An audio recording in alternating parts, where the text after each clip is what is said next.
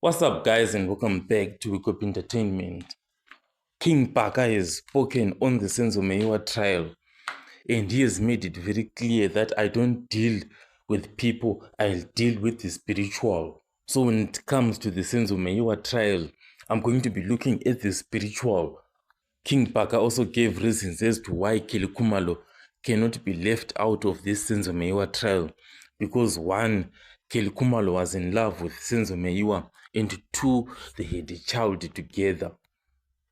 King Bhaka then went on to shock people so much.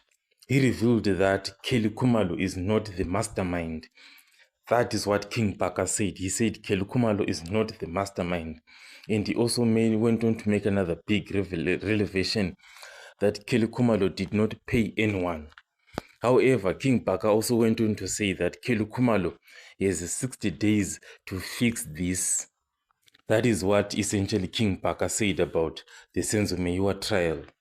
Now, the challenge that King Bhaka made was that he went on and on about the spiritual, and he didn't really reveal anything that is tangible much in his 40-minute video.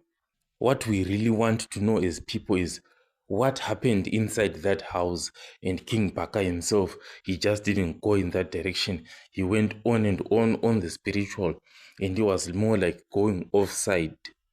So essentially what I saw is that King Bhaka had absolutely nothing to say about all of this. He just knows nothing, and he just felt like I just have to say something to get people's attention and maybe get more people to come to me.